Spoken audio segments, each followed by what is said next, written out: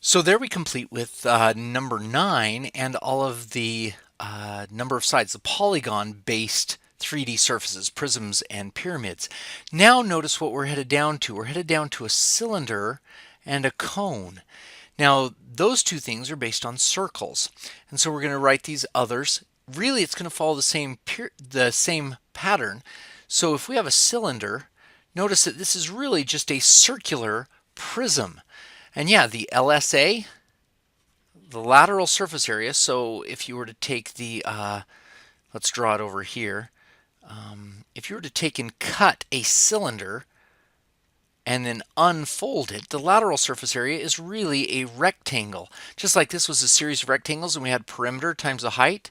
When you fold it all the way out, it's a rectangle with the height, and then the top is 2 pi r. So you get 2 pi RH. The total surface area is that LSA, 2 pi RH, plus pi r squared from the top, so a circle on the top and a circle on the bottom. So 2 pi r squared. And we just created the formula for that surface area. The volume is the same. We're going to have the area of the base, and we're going to times by the height to cover in all the volume in the interior of this three-dimensional thing. So it's pi r squared h. Well, similarly, a cone, let's write down these formulas so we get them all together. The cone is a circular pyramid. So when we looked at that, the LSA, notice here, it was really cool. It was just, this was in SL, so we still have a slant height and a normal height, and we have a radius on the bottom where we do have indeed L squared equals h squared plus r squared. We still have that formula going on, but the LSA is going to be 1/2, notice this is the perimeter, which is 2 pi r, 1/2 of 2 pi r, this slant height.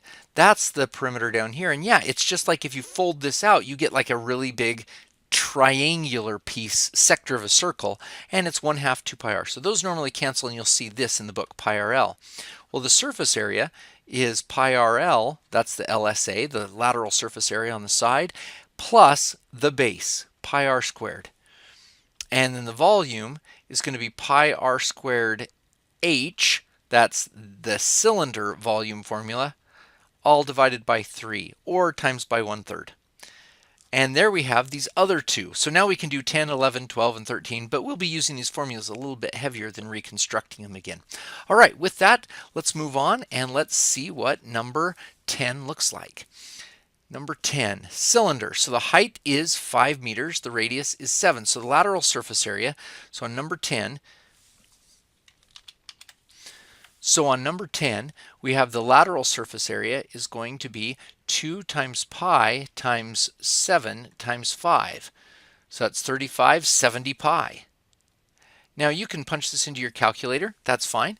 I'll be able to do these, most of them at least, without a calculator until we have to go backwards a little bit. The surface area is going to be the 35 pi, that's the LSA, plus 2 times pi times r, which is 7, squared. So we get 49, 98 pi plus 35 pi, that's 133 pi. So the surface area is 133 pi. The volume is going to be pi r squared h. So we get pi times 49 times 5, that's 245 pi for the volume. Now, I have neglected the units here. The lateral surface area is going to be in meters squared, the surface area is going to be in meters squared, and the volume is in meters cubed.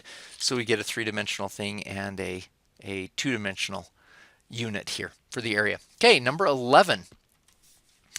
That one went all right. We were able to keep everything exact. This one it doesn't look like, because we're going to have to divide off by pi and square root and stuff to get back to where we are. So we have that the volume is 560 feet cubed equals, that's got to be pi r squared and then h, which is 8. So we're going to have to do this in our calculator. R squared is, we're going to take 560 and we've got to divide by the 8 and the pi, and to get rid of that squared we're going to have to square root. So let's pull this out, and we've got the square root of 560 divided by, now make sure the 8 times the pi is in parentheses here, so that when it remains under the entire, it's the denominator, both of them are in the denominator, and so 560 divided 8 pi, square root the whole thing, and we get that the r is 4.72. And that would be in feet. So the lateral surface area, LSA, is 2 pi r, which is 4.72, times height, which is 8. Okay, so let's plug that in the calculator. So we have the radius already, so we are going to times by pi, and then times by 8 and 2, that's the same as timesing by 16, and we get the lateral surface area is 237.27, 237.3. Let's write that in, 237.3, and that's going to be in feet squared. For the surface area, we're going to get this, the LSA, 237.3 plus 2 pi r squared. R is 4.72. So we've got to add that in. You can use a calculator on this. 4.72 squared, not something I know in my head. So 237.3 plus 2 times pi times 2 pi r squared, so times 4.72 squared. And that's going to be 377.3. 377.3, and that's going to be feet squared again. All right, that finishes it up for the cylinder. Let's move on to the cone. Number 12, we'll start it right up here. The radius is 4, and the surface area is 250. Ooh, how are we going to do that one? Let's try it. So the surface area, 250, equals pi r L, which is pi times 4 times L, plus a pi times r squared. Can we solve this for L? Yes, we can indeed. We can get L. So we get 250 equals 4 pi L plus 16 pi. So we're going to have to subtract that 16 pi over and then divide that whole thing by 4 pi in order to get L by itself. So we just solved for L, and now let's plug that in, see if we can get that. 250 minus 16 pi, enter, and then we're dividing by parentheses 4 times pi. And make sure you put it in parentheses, otherwise order of operations, you'll divide by 4 and then times by pi with it on the top. And so we end up with the slant height as 15.89. So 15.89 inches. I'll keep 2 decimal places there because we're going to use that later on. To get the height, we've got to go height squared plus r squared equals the L squared. So we're going to take L squared minus, so that 15.89 squared, and we're going to minus the r squared, that's 4 squared, and let's see what we get for that. 15.89 squared minus 4 squared, and square root that guy.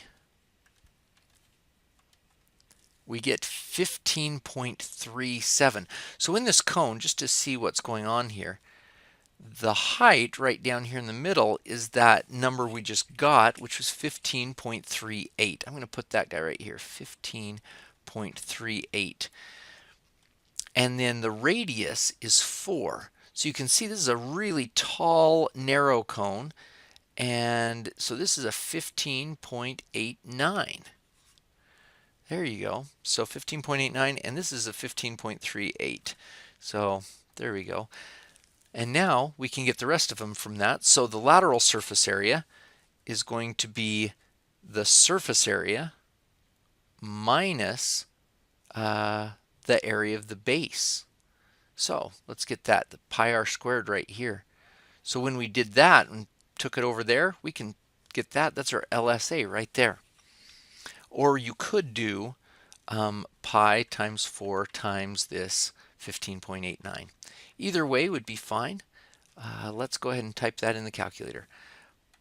Pi times 4 times 15.89. So that's pi RL, gives us 199.67. And if you remember, going up a little bit, if we were to take 250 minus the 16 pi, we get pretty close. We might be off by a little bit by rounding error, but it's pretty close. 199.7 on both of them. So I'm going to put 199.7 inches, and we were off by that little rounding error. And now the volume. Volume equals pi times radius squared, so 4 squared, times the height, and that's the h height, not the L height, 3/8. That's the actual height of it. And then divide this by 3, and we get pi times 16 times 15.38, and divide that whole thing by 3. And what do we get? 257.7. And that's going to be in inches cubed. Okay, let's go on to number 13. That was hard working back. Let's try to see if 13 will be any easier. So the LSA here is 140 pi centimeters squared. Good. And the L is 20 centimeters. All right, well, LSA is pi times the radius times the slant height. And we have that this, the LSA is 140 pi. Oh, at least something will come out nice. When we divide off by, oh, that's a 20 there. When we divide off by 20, so we get 140 pi, divide by the pi and divide by the 20, that's going to be our radius. The pi's cancel, and 14 divided by 2 is 7. So the radius is going to be 7 centimeters. Hey, look, that turned out to be all right. So we have a cone here. Slant height is 20.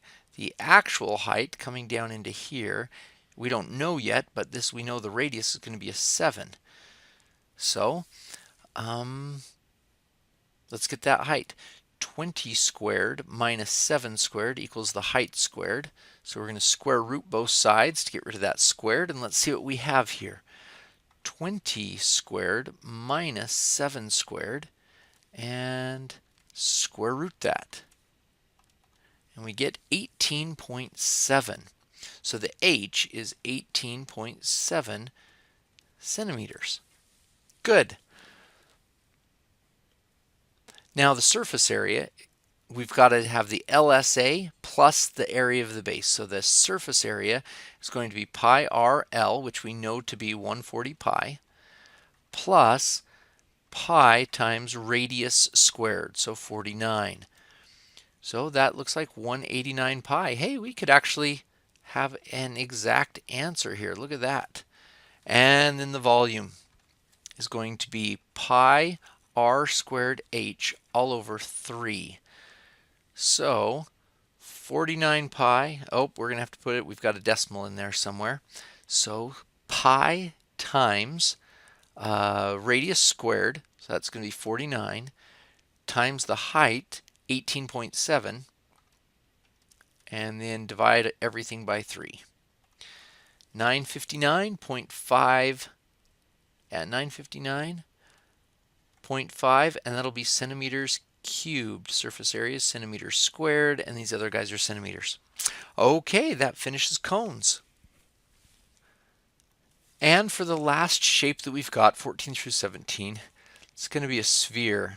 And so we've got this three-dimensional circular thing. Hey, that was almost kind of cool. So we have a radius coming out here. And these, there's not like a real good derivation. There's kind of a relationship. The surface area of the sphere, notice there's not a lateral area and a full surface area. It's just 4 of the pi r squareds. So it's almost like taking a full great circle in the middle, and 4 of them will fill up that thing. Why? I'm not totally sure why that works, but the volume turns out to be kind of fractional, 4/3 pi r cubed. Now for those of you who've done calculus, you'll see that the surface area is the derivative of the volume. which is kind of interesting. As the volume grows, it's like putting on a new surface area each time. It's kind of a cool connection to help you memorize those if you've gone that far. Otherwise, it's just memorization. So let's move on and do 14. Surface area is going to be 4 times pi times 6 squared. That is 36 times 4. That's 144 pi. There we go, 144 pi. And the volume is going to be 4/3 pi times 6 cubed. Now, this one is a little bit bigger. I may need a calculator just to put that in. 6 to the 3rd power times 4 divided by 3. And this is going to be 288 pi. There we go. So, number 15. If we have the surface area is 36 pi, and that is 4 pi r squared, we can now divide by 4 and pi, and we get r squared is going to be, let me see, if we divide by the 4, then that's going to be r squared equals 9.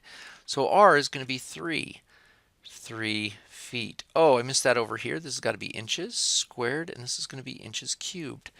So that's going to be 3 feet. So the volume is going to be 4/3 pi r cubed, which is a 3 cubed.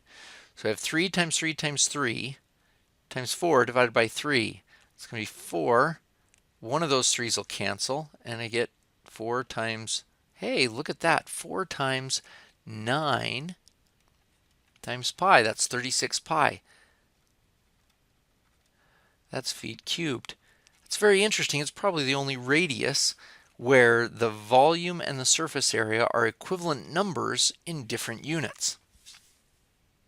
All right, number 16. All right, number 16. We have the volume is 272 pi yards cubed equals 4/3 pi r cubed.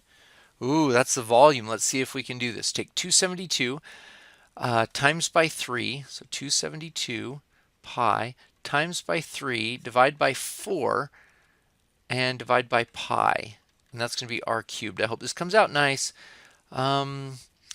Does 4 go into 272? Yeah, 68 times.